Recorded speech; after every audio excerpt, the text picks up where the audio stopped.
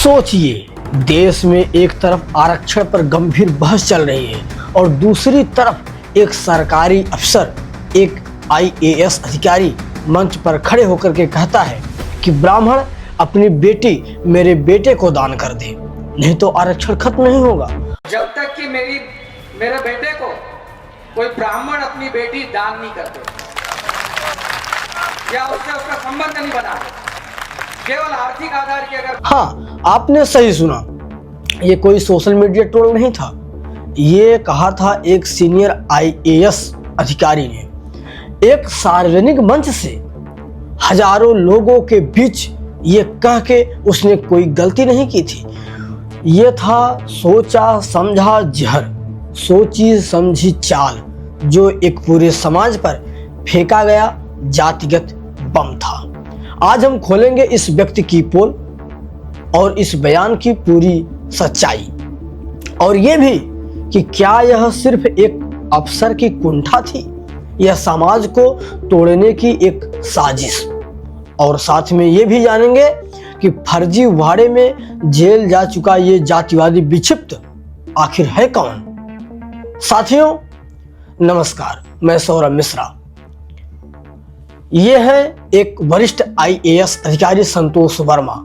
इन्होंने आरक्षण के मुद्दे पर एक ऐसा बयान दिया जिसने पूरे समाज को झकझोर दिया। संतोष वर्मा ने कहा कि जब तक कोई ब्राह्मण अपनी बेटी को मेरे बेटे को दान नहीं कर दे या उसके साथ संबंध नहीं बना ले, तब तक आरक्षण जारी रहना चाहिए। मध्य प्रदेश की राजधानी भोपाल के अंबेडकर मैदान में रविवार 23 नवंबर 2025 को एक ऐसा आयोजन हुआ जो सामाजिक सद्भाव की बजाय नफरत की आग भड़काने वाला साबित हो गया। अनुसूचित जाति जनजाति अधिकारी कर्मचारी संघ यानी अजाक्स के नवनिर्वाचित प्रांताध्यक्ष और वरिष्ठ आईएएस अधिकारी संतोष वर्मा ने आरक्षण के मुद्दे पर एक ऐसा बयान दिया जिसने पूरे समाज को झकझोर दिया।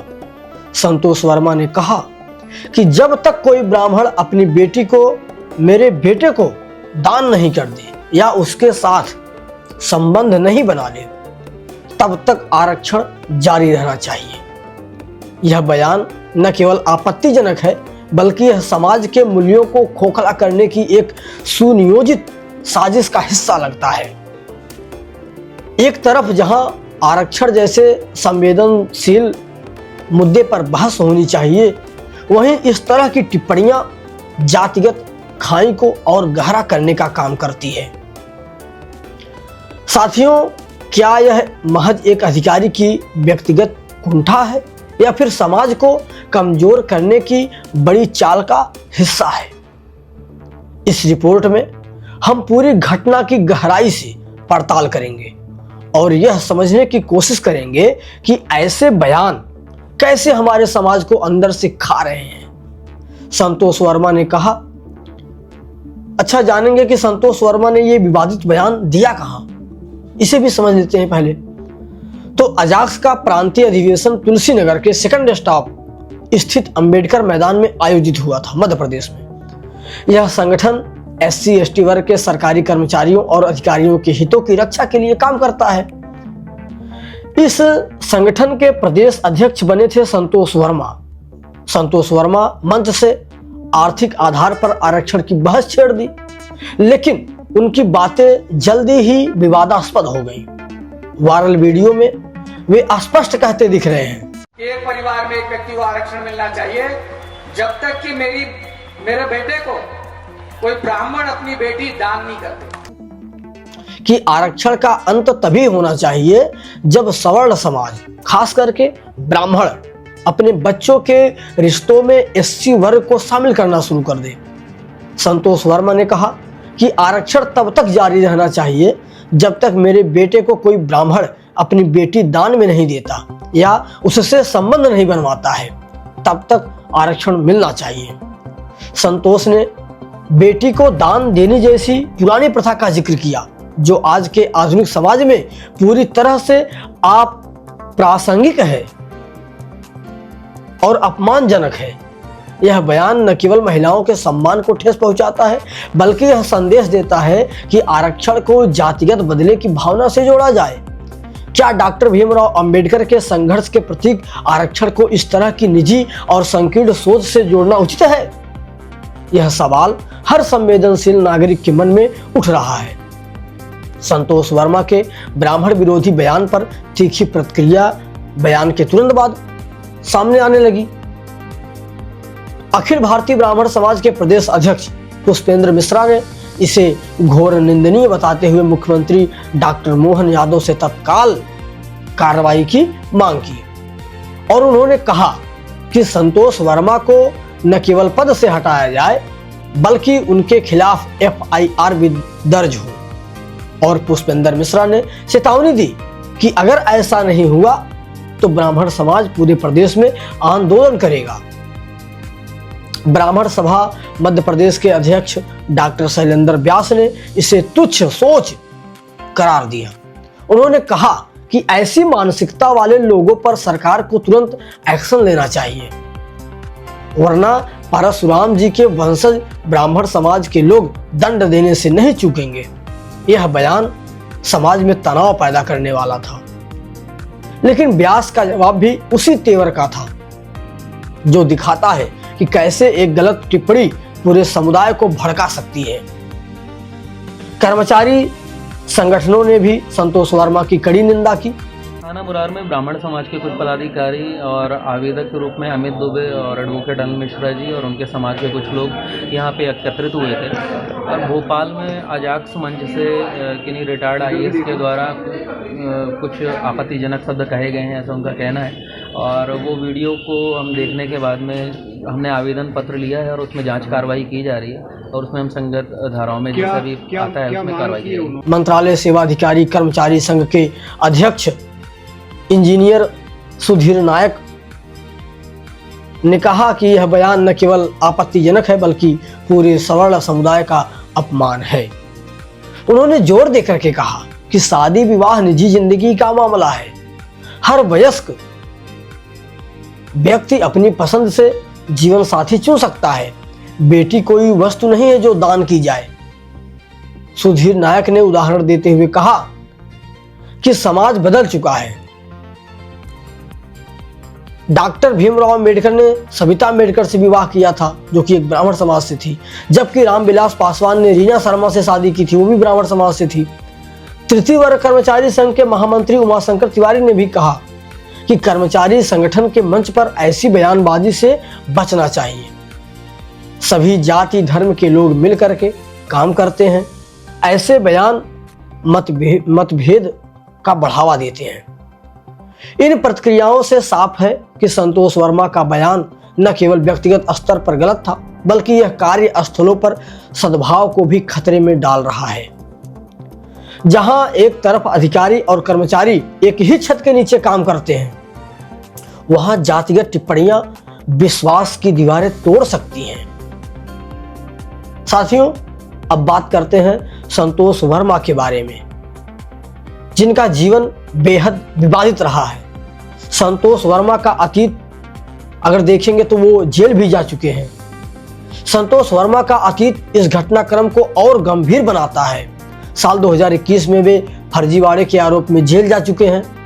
टाइम्स ऑफ इंडिया की रिपोर्ट्स के अनुसार इंदौर में उन्हें गिरफ्तार किया गया था। मामला क्या था? मामला ये था कि एक महिला के खिलाफ क्रिमिनल इंटीमिडेशन यानी धमकी का था, जिसमें वर्मा पर जानबूझ करके चोट पहुंचाने, अश्लील सामग्री फैलाने जैसे आरोप थे।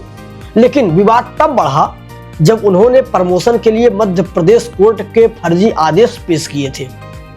संतोष वर्मा ने राज्य कैडर से IAS कैडर में प्रमोट होने के लिए 2 नकली कोर्ट ऑर्डर बनवाए, एक सेटलमेंट ऑर्डर और दूसरा एक्टिवल ऑर्डर। ये दस्तावेज 6 अक्टूबर 2020 के लगभग थे, लेकिन उस दिन जज जो है वो छुट्टी पर थे। विभाग ने जांच की तो फर्जीवाड़ा पकड़ा गया। जिला अभियोजन कार्यालय ने पुष्टि की कि केवल एक ही ऑर्डर था, जबकि वर्मा ने 2 पेश किए थे। महिला ने चीफ सेक्रेटरी को शिकायत की, जिससे केस खुला पुलिस ने 12 घंटे की पूछताछ के बाद उन्हें गिरफ्तार कर लिया। जज उस समय थे दिलीप परमार। दिलीप परमार ने उन्हें पुलिस कस्टडी में भेज दिया।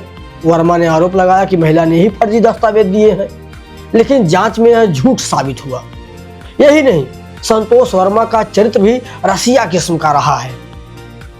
उसके कई महिलाओं से संबंध रहे हैं और इस बारे में कई केस भी हो चुके हैं। कहा तो यहां तक जा रहा है कि ये जहां भी तैनात रहा, शादीशुदा होते हुए भी दूसरी महिलाओं से संबंध बनाता रहा। इसकी कई शादियों के चर्चे आम हैं। जब नेता ही ऐसा हो तो समाज कैसे संगठित होगा? सोचिए, ये घटना संतोष वर्मा के चरित्र पर सवाल उठाती है। समाज के कमजोर वर्ग का प्रतिनिधित्व करने का दावा एक आईएएस अधिकारी खुद फर्जीवाड़े से अपनी कुर्सी हासिल करने की कोशिश करता है। महिला के सील भंग का मामला भी उनके ऊपर था, जो दिखाता है कि उनकी मानसिकता में महिलाओं के प्रति सम्मान की कमी रही है। अब जब वे अजाक्स जैसे संगठन के अध्यक्ष हैं, तो उनका यह बयान और भी खतरनाक लगता है। साथियों, अगर नेता ही फर्जी और घटिया सोच वाला हो तो उसके पीछे खड़े होने वाले लोग क्या सीखेंगे? यह सवाल इसलिए महत्वपूर्ण है क्योंकि अजाक्स SC/ST कर्मचारियों की आवाज है, लेकिन वर्मा जैसे व्यक्ति के नेतृत्व में यह संगठन विभाजनकारी बन सकता है। संतोष वर्मा का बयान समाज को खोखला करने की साजिश क्यों लगता है? देखिए, भारत एक विविधतापूर्ण देश है जहां जाति, धर्म और वर्ग की जटिलताएं हैं। स्वतंत्रता के बाद डॉक्टर भीमराव अम्बेडकर ने संविधान में आरक्षण दिया ताकि सदियों की असमानता दूर हो, लेकिन इसका उद्देश्य था एकता, न कि विभाजन। संतोष वर्मा का बयान आरक्षण को बदले की भावना से जोड़ता है, जैसे सवर्णों को दंडित किया जाए। यह सोच समाज को तोड़ने वाली है। कल्पना कीजिए कि एक सरकारी कार्यालय में जहां ब्राह्मण, दलित, OBC सब मिलकर के काम करते हैं, वहां अगर अध्यक्ष ऐसा बोल दे तो अधीनस्थों में डर और नफरत फैलेगी। सवर्ण अधिकारी अपने दलित सहकर्मियों को शक की नजर से देखेंगे और दलित वर्ग को लगेगा कि उनका संघर्ष अब निजी रिश्तों पर टिका हुआ है। यह खाई गहरी खाई होगी और समाज का मूल परिवार, विवाह, विश्वास खोखला हो जाएगा। यह साजिश इसलिए लगती है क्योंकि ऐसे बयान अक्सर सुनियोजित होते हैं। राजनीतिक पार्टियां या संगठन वोट बैंक के लिए जातिवाद भड़काते हैं। अजाक्स का यह अधिवेशन चुनावी माहौल में हुआ, जहां आरक्षण पर बहस चल रही है। वर्मा का बयान आरक्षण के पक्ष में तर्कों की कमी को छिपाने का प्रयास लगता है, लेकिन असली खतरा यह है कि यह साजिश समाज के हर स्तर को प्रभावित करेगी। स्कूलों में बच्चे जाति के नाम पर लड़ेंगे, कार्यालयों में भेदभाव बढ़ेगा और अंततः राष्ट्र की एकता, अखंडता और प्रभुता कमजोर होगी। संतोष वर्मा के अतीत को जोड़कर देखें तो साजिश का चेहरा साफ होता है। फर्जी प्रमोशन के लिए कोर्ट को ठगना, महिलाओं को धमकाना और अब सवर्ण बेटियों पर टिप्पणी, यह एक पैटर्न है। एक व्यक्ति जो कानून तोड़ता है वह समाज को बांट करके अपनी पहचान बनाता है।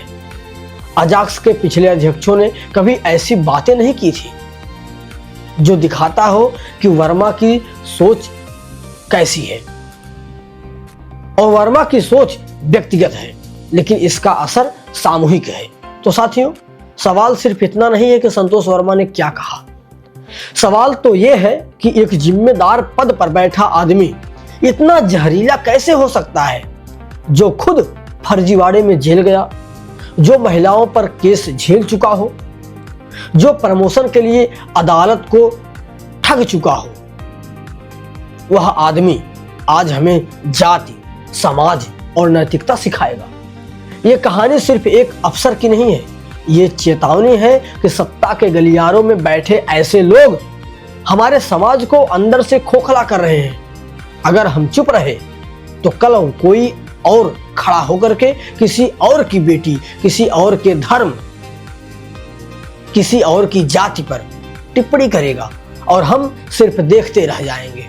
इसलिए याद रखिए, बयान एक व्यक्ति देता है, लेकिन जहर, जो जहर होता है ना, वो पूरा समाज पीता है। साथियों, मैं हूं सौरभ मिश्रा और ये मेरा चैनल आपकी सोसाइटी। मेरा काम है आपको जगाना, क्योंकि सच अगर नहीं बोला गया तो झूठ ही इतिहास बन जाएगा। वीडियो अगर अच्छी लगी हो तो वीडियो को लाइक करना नहीं भूलिएगा और इस वीडियो को इतना शेयर कीजिए ताकि पूरे भारत में यह वीडियो फैल जाए। जय हिंद साथियों, मिलेंगे आपसे अगले वीडियो में अगले मुद्दे पे। आप लोग कमेंट करना नहीं भूलिएगा कि आरक्षण का लाभ किसे मिलना चाहिए, अमीरों को या गरीबों को। ठीक है।